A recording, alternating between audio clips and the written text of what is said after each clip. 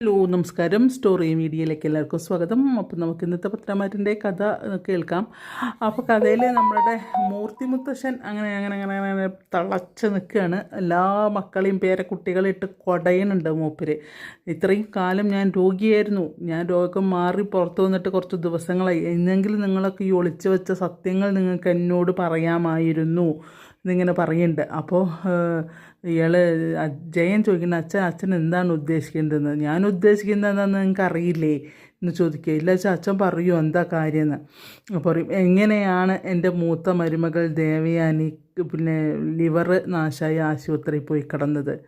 പാല് കുടിച്ചു എന്നുള്ള ഒരൊറ്റ കാരണത്താലാണ് അത് അങ്ങനെ സംഭവിച്ചത്. ഞാൻ ഇതുവരെയും വിചാരിച്ചിരുന്നത് നയനമോൾക്ക് എന്തോ കയ്യബദ്ധം പറ്റിയിട്ടാണ് ദേവയാനി ഹോസ്പിറ്റലായി എന്നാണ് വിചാരിച്ചത്. അതിൻ്റെ കുറ്റബോധത്താലാണ് അവളുടെ ലിവർ കൊടുക്കാൻ വരെ തയ്യാറായി എന്നാണ് ഞാൻ വിചാരിച്ചത്. പക്ഷേ ഇപ്പോഴാണ് ഞാൻ സത്യങ്ങളെല്ലാം മനസ്സിലാക്കുന്നത്.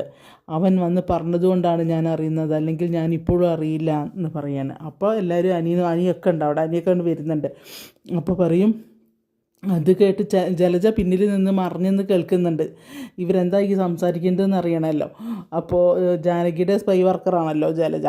അപ്പോൾ നിന്നിട്ട് ഇങ്ങനെ ഒളിഞ്ഞു നിന്ന് കേൾക്കുക. അവരെന്താ പറയും, അവളല്ലേ ഇതിന് ഉത്തരവാദി. ഇവിടുത്തെ ഇളയ മരുമകളും അവളുടെ അമ്മയും കൂടെ ചെയ്ത കൊടും ചതിയല്ലേ അത്. നവ്യയുടെ കുഞ്ഞ് പോവാനും നവ്യയ്ക്ക് അപകടം പറ്റാനും കൂടെ ചെയ്തതല്ലേ എന്നിങ്ങനെ പറയണം. അപ്പോഴാണ് ഇവരൊക്കെ കൂടെ ഞെട്ടുന്നത്, അച്ഛനിത് അറിഞ്ഞോ എന്നുള്ള ഭാവത്തിൽ. അപ്പോൾ അല്ലെങ്കിൽ ഇപ്പോഴും ഞാനിത് അറിയില്ലായിരുന്നു, അവൻ വന്ന് പറഞ്ഞില്ലെങ്കിൽ ഇപ്പോഴും ഞാനതറിയില്ല. എന്തുകൊണ്ട് നിങ്ങൾ ഇത്രയും വലിയ ചതി ഇതിൻ്റെ ഉള്ളിൽ ഉണ്ടായിട്ട് നിങ്ങൾ പറഞ്ഞില്ല? അതാണ് ചോദ്യം. എന്തുകൊണ്ട് നിങ്ങൾ എന്നോട് പറഞ്ഞില്ല? ഇപ്പം എനിക്ക് രോഗമൊന്നുമില്ല നിങ്ങൾക്ക് മനസ്സിലായില്ലേ? അപ്പോഴെങ്കിലും പറയാമായിരുന്നില്ലേ? അവളെ ഞാൻ കൊണ്ടുവരാൻ ഉദ്ദേശിച്ച ആ സമയത്തെങ്കിലും നിങ്ങൾക്ക് പറയാമായിരുന്നില്ലേ എന്ന് ചോദിക്കാൻ. അപ്പോൾ ദേവയാനൊന്നും മിണ്ടുന്നില്ല, നയനി ആരും ഒന്നും മിണ്ടുന്നില്ല. അപ്പോൾ അജയനും ഒക്കെ ഉണ്ട്, ജാനകിയും ജലജിയും ഒന്നുമില്ല, നവ്യയില്ല അവിടെ. അപ്പോൾ അങ്ങനെ പറഞ്ഞുകൊണ്ട് നിൽക്കുകയാണ്. അപ്പോൾ മുത്തശ്ശി പറയണ്ട, അവളെ ആ വിഷവിത്തിനെ ഇങ്ങോട്ട് കൊണ്ടുവന്നെ